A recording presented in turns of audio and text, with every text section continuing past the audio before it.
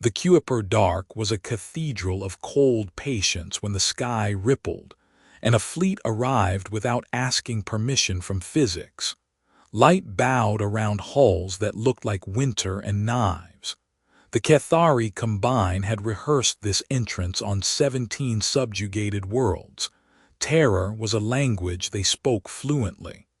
Crystalline prows drifted into a fan, symbols pulsing along their sides in colors human eyes could name only by metaphor.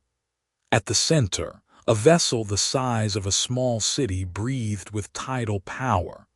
On its bridge, Archon Terrell stood like a blade in a sheath of light. "Third planet," he said, his voice translated by a machine that made English sound like polished glass. "Water-rich, carbon life, primitive, divided."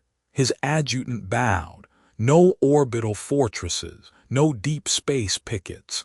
Their transmissions show constant internal quarrel. They will break along their own fault lines." Terrell's mandibles flexed in a gesture the translators did not bother to render. The Combine's doctrine reduced worlds to variables: population, resources, will to resist. Earth, by their calculus, was an unbalanced equation waiting for a solution called conquest. Far sunward, a station the world called the International Watch Point pivoted, its hull studded with telescopes that were not, strictly, telescopes. Captain Maya Reyes stood in the command ring, a cup of coffee cooling in her hand like a ritual from a quieter civilization. She listened to the tremor in the comms as observatories from Chile to Tibet checked and rechecked the impossible. Mass shadows where there had been only stars. Reyes didn't look surprised. This was a day her grandmother had joked about and her mother had trained for. The watch point had no flags on its bulkheads by design, yet it carried more history than any museum. There were plaques from Midway and Apollo, and a scrap of metal recovered from a battlefield that had never seen the ocean. Human history did not forget the cost of underestimating strangers. In Colorado, 3 miles under granite older than language, Dr. Gabriel Acoy watched the same ripples. The Solar Defense Network did not appear on maps. Most of it did not appear on cameras. His team had rehearsed for meteors and mutinies and the briefest flashes of intolerable light. He remembered his first seminar as a graduate student. If faster than light is possible, someone else has already solved it. The room had laughed uneasily. Decades later, the punchline arrived on time. The first message from the Cathari came as an imperial courtesy, a declaration framed as benevolence. It promised stewardship and order. It warned of what would happen without both. It assumed history was something that happened to other people. Reyes forwarded the transmission to every major capital and 3 places that were not on any list. Her reply was brief because brevity is a kind of mercy. "We acknowledge receipt," she said. "We dispute premise. Earth stands." In a classroom in Detroit, a civics teacher paused a lesson on the Federalist Papers to answer a student's whispered question. "Are we going to be okay?" The teacher glanced at the window, where contrails wrote temporary poems across a blue so ordinary it felt brave. "We learned to argue so we wouldn't need to kneel," she said. "That lesson is older than either of us." The Combine expanded their formation with theatrical slowness. Terror works best when it has time to ripen. Their intelligence files noted that humans loved spectacle. Terrell intended to give them one. He believed fear could be engineered like a bridge. He was not wrong about fear. He was wrong about engineers.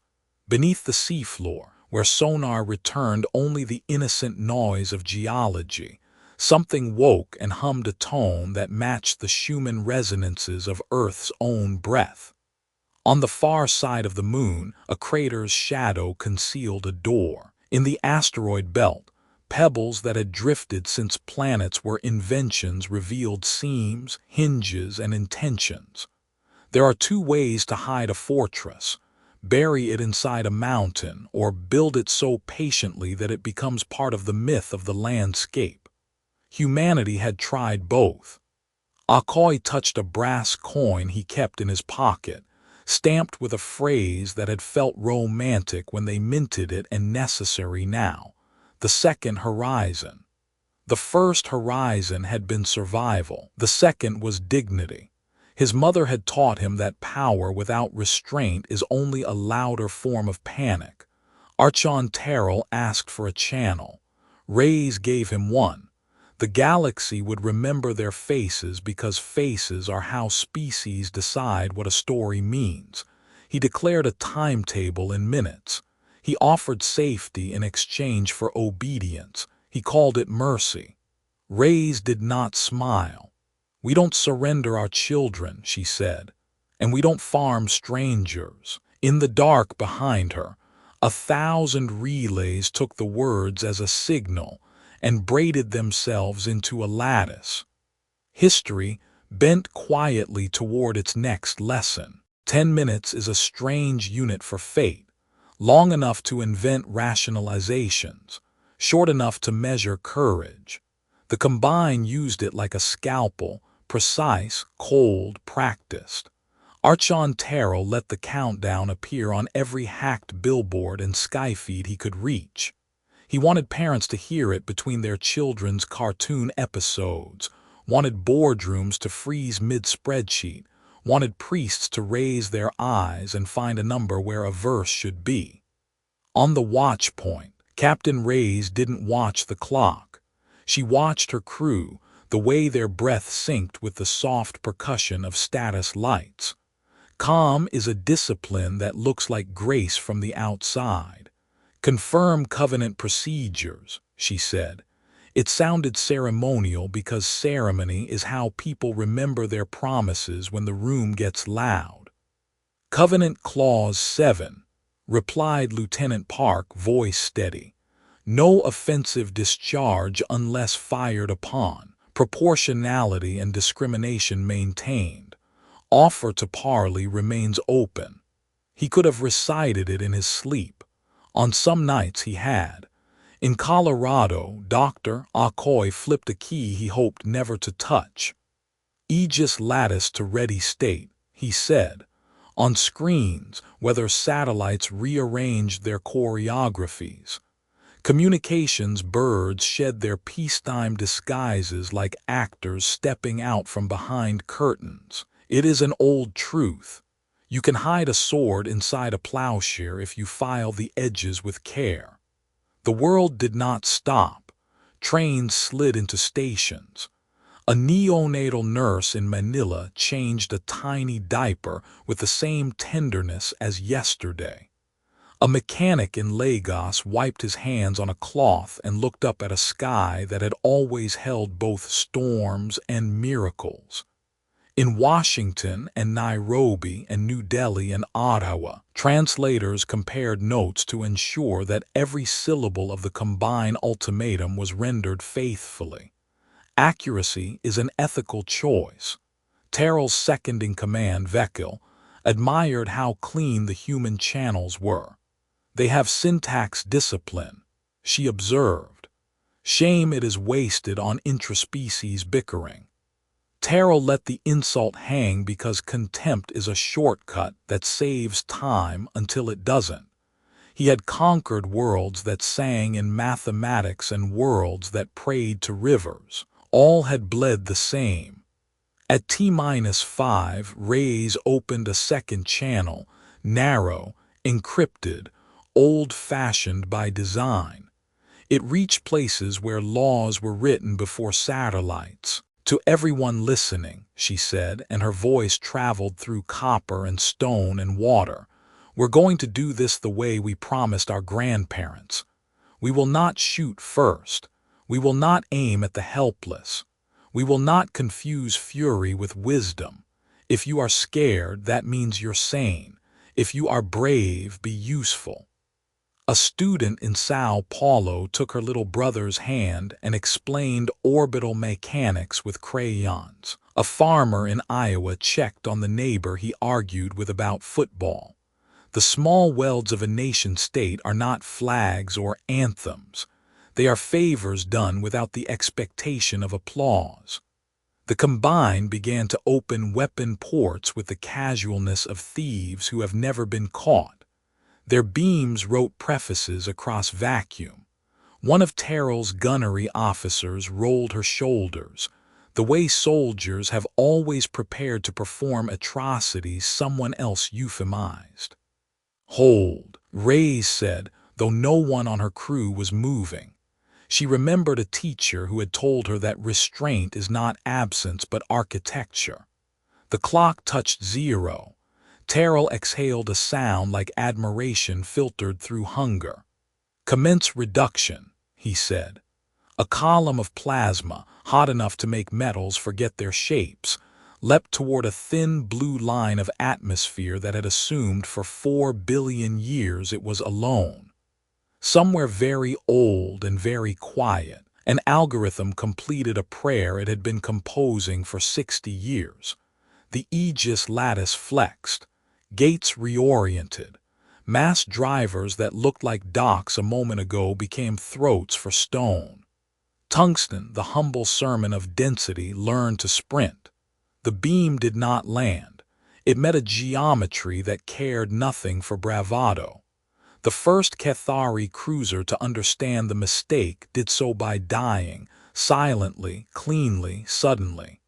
Holes bloomed where arrogance had been stored. On the combined flagship, Veckel's hands moved faster than thought, shields full. She knew even as she said it that energy is not a wall when what comes is momentum. The translators had no word for thud in vacuum, but the crew felt it in the math anyway. Reyes let the silence run for 1.5 heartbeats. "Record," she said. The watchpoint's black boxes listened with priestly care. Not for propaganda, for memory. You cannot teach your children ethics from rumors. Dr. Akoy's team executed the second Horizon playbook with the tenderness of surgeons. Asteroid nests birthed missiles that thought in flocks. Decoys painted false skies. A packet switched quantum spine braided continents into reflex. The point was not domination. The point was reducing the number of funerals required to defend a home. In a chapel in Georgia, an old man put a hand on a Bible and said aloud to no one, "Make us dangerous to tyrants and kind to the afraid." He was not asking for a miracle. He was asking for discipline. The Combine, discovering that their map of humanity had omitted the parts that mattered, began to improvise. Improvisation is what you do when your doctrine resigns. The first exchange rewrote the enemy's confidence, but not their capacity. The Cathari were professionals. Professionals do not panic, they miscalculate more quietly. They widened their formation, hoping to lower local density. They split fire across a dozen decoys, then 100, then 1,000, and still the sky seemed to grow more human by the second. The Aegis lattice did not look like a fleet and did not behave like a wall. It was a choreography. Lagrange point forts that rotated like patient dancers. Lunar mass drivers whose rails had been disguised as mining projects. Oceanic silos that rose under the indifferent heave of swells. Shepherd drones that guided tungsten storms away from the rare moments when physics might have carried fragments planetward. Defense is a civic art. Captain Reyes walked the ring, a fingertip on the cold rail that every officer had touched when they swore not to enjoy the work. "Target triage," she said. "Disable before destroy." "Affirm," Park replied, reshaping firing solutions like a conductor redrafting a score. "Energy nodes, radiators, reaction wheels, strike the hands, spare the heart." A deorbited cruiser is a tragedy. A dead crew is a failure of imagination. HFY watched the telemetry and felt a historical loneliness. He thought of Thucydides and the Peloponnesian War, of generals who had mistaken speed for direction. He thought of a letter his grandfather had shown him that smelled of mildew and courage, written by a soldier in 1944 who had promised to come home and then hadn't. The letter had been careful not to hate. HFY had built a system to keep that carefulness alive. The Cathari tried something novel, at least novel to them. They collapsed a portion of their formation and dove for the poles, gambling that Earth's own magnetic tantrums would complicate the lattice's solutions. A clever idea. Cleverness is the most forgivable sin in war. Reyes smiled with only one corner of her mouth. Polar corridors, set 3.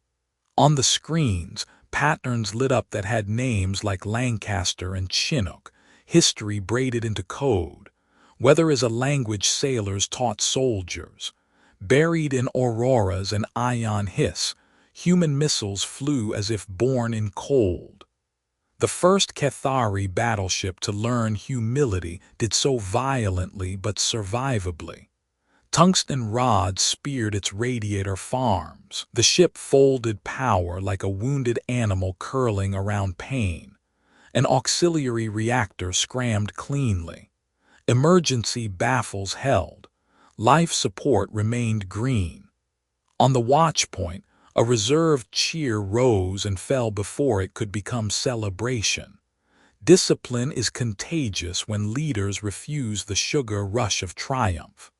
A dozen stealth corvettes slid out from behind the moon's shadow, matte hulls drinking starlight, exhaust plumes braided into whispers. The USS Harriet Tubman led them, an old name attached to a new vow.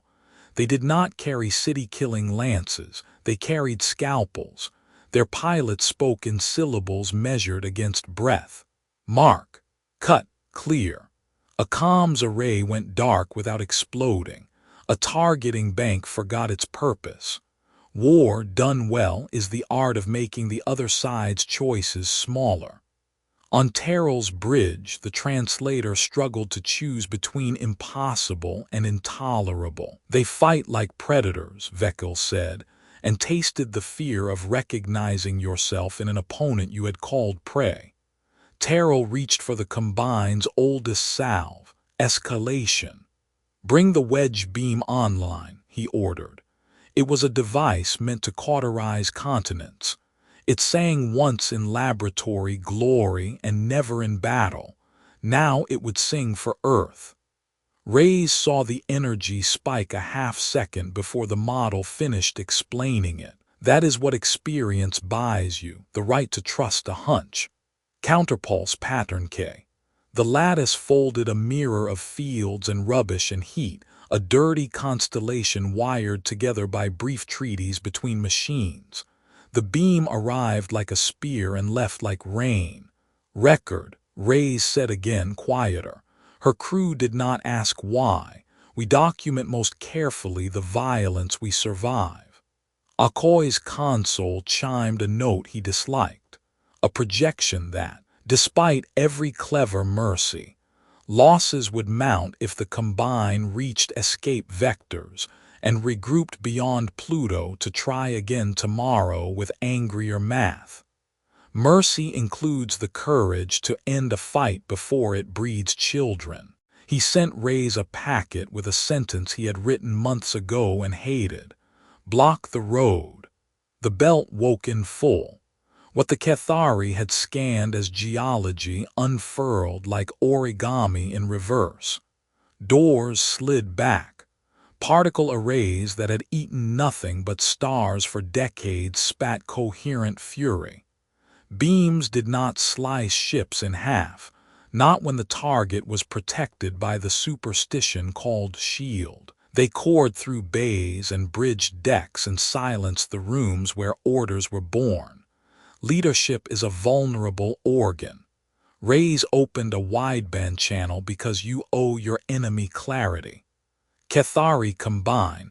This is Captain Maya Rays of the International Watch Point. Your beam was your first shot. This is our first warning. Power down and withdraw beyond the orbit of Pluto. You will be escorted. You will be treated according to laws you do not yet recognize but will learn. You have 90 seconds to decide. A miner on Ceres paused mid-weld to listen. A child in Nairobi tilted a tablet to hear better. Somewhere in a Cathari nursery light years away, a parent read a story where monsters were moral lessons, not people. If the universe is kind, that child will hear these words someday. On Terrell's bridge, no one breathed though their bodies tried. He looked at a tactical plot full of red where blue had been promised by his planners. We do not surrender, he said. Leaders often confuse biography for destiny. Veckel did not disagree. She looked at the faces on her deck and counted how many lives a sentence costs. The 90 seconds were not a theatrics window. They were an attempt at repair. Rays believed in repair the way some believe in constellation animals. Ridiculous until you go outside at night and see the sky arrange itself into meanings your ancestors left for you. The Cathari answered in the only grammar their empire had practiced in public. They fired again. Smaller beams this time, like apologies written in heat. They attempted a scatterburn, engines gimbaling hard to find vectors through the belt cage. In the far field, 3 cruisers lit their reactors past safety, a threat so old sailors had a word for it: scuttle. Don't make us historians of your worst day, Rays whispered, and then, louder, trip the web. The web was not a net. Nets catch. Webs inform. Thousands of tiny drones, masses laughable as pennies, woke and aligned. They sang in radio and light. They became a mirror held up to momentum. Every Cathari thruster found itself arguing with a physics so annoyingly specific that the only way out would have been humility 15 minutes earlier. Akoi authorized the last thing on his list. It was not a superweapon. It was a governance choice. Guardian Protocol handed targeting priority to an ethics engine that had been trained not on victories but on funerals. The effect was prosaic and profound. Shots shifted, ever so slightly, away from crew compartments and toward the tools that made crews dangerous. The difference between a dead enemy and a living former enemy is tomorrow. The Harriet Tubman slid into a slot between 2 wounded cruisers, her pilot flying as if the ship were an argument she intended to win politely. Grapples bit like handshakes. Boarding tethers secure, came the call. Cutters on. A hatch erized open. Marines in smart fabric and old-fashioned courage crossed a meter of indifferent nothing and made a cousin out of emptiness by stepping through it. Their first task was not killing. It was switching off the room. On Terrell's bridge, officers waited for an order that would let them obey without thinking about their children. He could say breakout and kill 1,000 of his own to maybe save 100. He could say stand down and live to explain shame to veterans who had never lost. The translators had a word for the noise his mandibles made. It rendered as grief and math. Rays sent one more message because persistence is a form of love. Archon Terrell, I won't insult you by pretending you're a fool. You trained for this, so did we. We have shown enough of our hand to make your next move honest. Power down, we will escort, we will document. Your families will see your faces again. If you refuse, our attack fleet arrives in 4 minutes. The lattice is defense. What comes next is not. There it was, the most American sentence ever spoken in orbit. We don't start fights, but we do end them. Somewhere, a literature professor would write an essay about it and a Marine would never read that essay and both would be right. Vekil leaned close. "Archon," she said softly, so the microphones would have to strain. "They are letting us choose the story our children will memorize." Taro closed all four eyes for a count he had used as a child to fall asleep when the storms thrashed the metals of his birth city. He opened them on a universe that had become smaller by the second. "Signal fleet," he said. "Weapons cold, engines idle. We will," he swallowed a pride that had been his only inheritance. "We will comply." On the watch point, no one cheered. War is a classroom where clapping feels like vandalism. Reyes let out the breath she had been hoarding and nodded once, a private gesture that meant thank you to a planet she had not finished yet. Aegis, confirm compliance metrics. Tubman Group, shift to medevac and liaison. Public affairs, attach raw telemetry and language packets. Send to every capital and 3 places not on any list. Akoy rubbed his eyes. Tired in a way sleep doesn't fix. He thought of his grandfather's letter again and allowed himself to imagine a future where fewer such letters were necessary. He also thought about the Combine watching this surrender and deciding what it meant. Victories are not messages unless you send them. On Terrell's flagship, Vekil set her rifle down the way a craftsman sets down a tool after building something complicated and not entirely satisfying. The boarding team swept past with professional courtesy. One of them, visor up to show respect, said, "No heroes today, Archon, just adults." He almost laughed. Instead, he nodded. Reyes stood before the forward viewport. Earth wore its oceans like a truth no empire can economize away. She spoke for the record. Let the minutes show that when given the last chance, the Cathari chose life.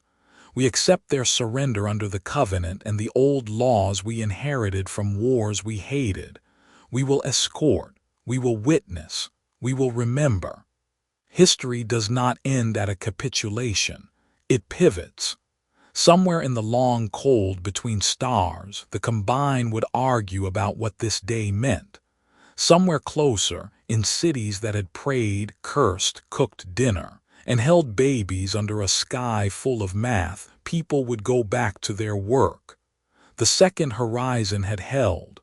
In the deep antennas of the outer system, another signal stirred, faint, braided, ancient in its malice.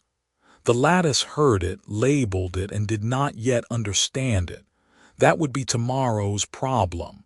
Tonight, restraint, practiced, patient, armed, had taught a lesson. The Cathari Combined Fleet floated in silence, its crystalline geometry dimmed, its symbols guttering like candles in a wind they had never imagined could exist. Surrender does not echo the way a victory cheer does. It hangs heavier like a judgment. On the watch point, Captain Reyes stood at the center of her command ring, face unreadable. She had been trained for victory, of course, simulations, lectures, war games, but no one had ever explained how victory would taste. Not sweet, not bitter, just necessary.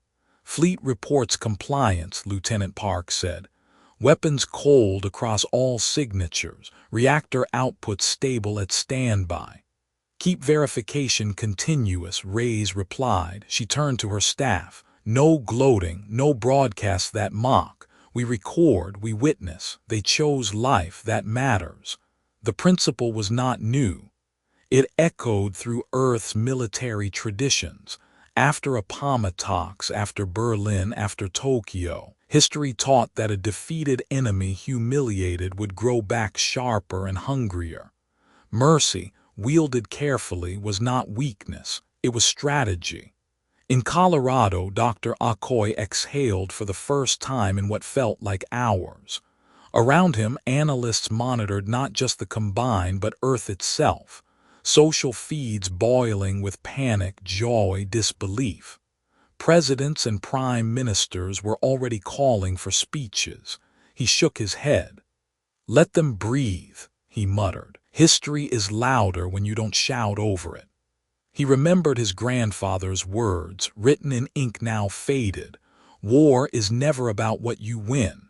It is about what you decide to carry forward.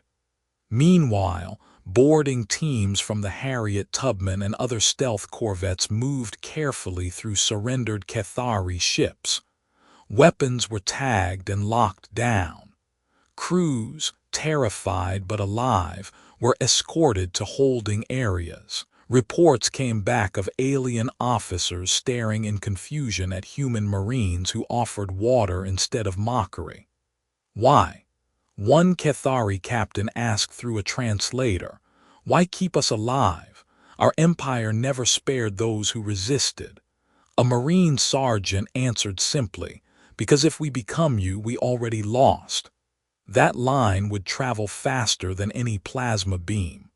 Across Earth, citizens poured into streets not in riots but in vigils. In New York, candles lit up Central Park. In Nairobi, choirs sang songs of defiance older than colonization. In Seoul, families gathered in living rooms, whispering prayers of gratitude and fear. Humanity had faced annihilation and stood unbroken. Yet instinctively, people understood this was not the end. It was the beginning of something larger. Captain Reyes convened her officers.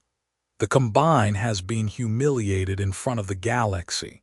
They will not forgive this, but we must decide what story is told next, not just about us, but about what it means to resist empire." She paused, letting the silence do the work. "We've shown teeth. Now we must show spine. Victory without responsibility is just vandalism with better aim." Her crew nodded. They were soldiers, but also citizens of a world that had chosen again and again to wrestle with its own contradictions. Humanity had never been united by perfection. It had been united by promises, messy, incomplete, but real. And now those promises would be tested on a galactic stage. 3 months later, Archon Terrell sat inside a reinforced room aboard a human orbital facility. It was comfortable enough to shame him. A bed, clean water, a viewport overlooking the dismantling of his flagship. His people were alive, scattered across detention facilities where they were given food, communication, and dignity. To him, this kindness felt sharper than cruelty. Every day, Captain Reyes visited with 2 cups of coffee. The first time, Terrell refused. By the 7th day, he accepted, cradling the bitter warmth as if it might explain something. "You treat us like allies," he hissed one evening. Reyes shook her head. "No, we treat you like prisoners of war. There's a difference. The laws are clear. Laws are weakness. No, laws are memory. Without them, every war begins fresh and nothing is learned." Their conversations became a ritual.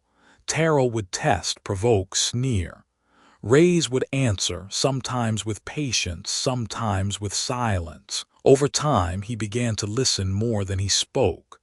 Then, one day, she brought news. "Your government has disavowed you. They claim your attack was unauthorized. They call you rogue." Terrell's mandibles clicked in bitter laughter. "Of course. Empires feed on glory and starve failure. They will erase my name from the archives before the week is out." "Maybe," Reyes replied, sipping her coffee. "But the galaxy won't forget. We've sent the recordings to every world your Combine conquered. They know you struck first. They know we stood. They know you fell." Terrell stared at her, realization dawning. The defeat had not just destroyed ships, it had shattered myth. The myth of Combine invincibility, the myth that resistance was pointless. "You've set fires you cannot control," he said. "Worlds will rebel, Chaos will spread. You will drown in the very storm you unleash. Reyes did not deny it, maybe, but better a storm of freedom than a silence of chains.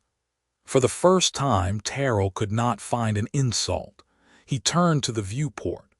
Outside, human engineers swarmed over his once mighty flagship, dissecting it with patient precision. He thought of the thousands of warriors who had followed him across stars. He wondered if their deaths would be remembered as conquest or as a warning. Perhaps both. As weeks turned to months, ripples spread. On planets once subjugated by the Combine, rebellion flared like sparks on dry grass. Colonies that had been stripped for resources rose in defiance, emboldened by Earth's example. Human envoys moved quietly, carrying not just weapons but ideas. They spoke of sovereignty, of dignity, of the right to argue without chains. They shared technology, not their deadliest weapons, but tools of communication, medicine, energy. And they shared something rarer, the discipline of preparation. At a secret meeting on a neutral station, representatives from half a dozen oppressed species gathered. Some still bore scars from Combine whips. Others trembled at the memory of defeat. Yet all listened as Dr. Okoye outlined the principle that had saved Earth. Defense is not panic. Defense is patience. You prepare not because war is certain, but because dignity requires readiness. One elder from a reptilian world asked, "And if we prepare and they never return?" Okoye answered gently, "Then your children inherit tools, not chains. That is never wasted." The coalition began as whispers, then signatures, then training exercises in the shadows of gas giants. They called themselves not an alliance, but a concord of free worlds. Meanwhile, on Earth, debates raged. Some argued humanity should withdraw, savor victory, and build walls higher. Others demanded expansion, seizing combined worlds before the Empire struck again. Reyes argued for balance. We cannot replace one empire with another. We must be better than what we defeated. History teachers began weaving the story of the Battle of the Second Horizon into curriculums, placing it alongside Thermopylae, Gettysburg, and Normandy. Not because it was bloodless, but because it had been disciplined. Humanity's gift to the galaxy was not just strength, it was restraint sharpened into strategy. The Combine, meanwhile, seethed. Terrell's defeat spread insurrection faster than fleets could crush it. The Empire's pride had been pierced, and pride makes poor decisions. They prepared for another war, larger, louder, angrier, and Earth prepared too, but not alone anymore. The day came when Terrell was escorted to a hangar where a single vessel awaited. It was not his flagship, just a courier ship, stripped of weapons, fitted with enough systems to take him home. Reyes stood by the hatch, coffee in hand. "You're releasing me?" he asked, incredulous. "You're going home," Reyes said. "You will carry a message. And if I refuse, then you carry it anyway because you've seen too much to pretend ignorance." Terrell stepped forward. "What message?" Rey's voice was steady. "Tell your leaders this. Earth seeks peace with any who respect sovereignty, but any empire that conquers, enslaves, or destroys will face what you faced. We do not seek war, but we do not fear it, and we are no longer alone." He studied her face, searching for weakness, finding only resolve. "They will not listen. Then they will repeat your mistake." As the courier detached, Terrell looked back through the viewport. Human ships maneuvered with calm precision. Around them, vessels from newly freed worlds trained in joint formation. The concord of free worlds was no longer an idea. It was real, growing, inevitable. In his heart, he knew the Combine would attack again. Empires rarely die with humility, but he also knew something more dangerous. The humans had taught the galaxy a new story, that predators could be resisted, that preparation was not paranoia but dignity, that war, when forced, could be fought with mercy as sharp as steel. He touched the viewport glass, mandibles clicking softly. "Perhaps," he whispered, "the galaxy needed you." On Earth, a teacher in Detroit asked her students what the battle had meant. One boy answered, "It means we're dangerous to the bullies." Another girl added, "It means we're safe if we stay ready." The teacher smiled. "Both are true, and remember, power is not glory, power is responsibility." In the centuries to come, historians would call it the moment the galaxy changed. Not because Earth revealed weapons, but because Earth revealed memory, discipline, and restraint. For the combined, the lesson was bitter. For the galaxy, it was hope. For humanity, it was simply the continuation of an old truth. They had always fought. They had always learned. And now, at last, the universe had learned their name.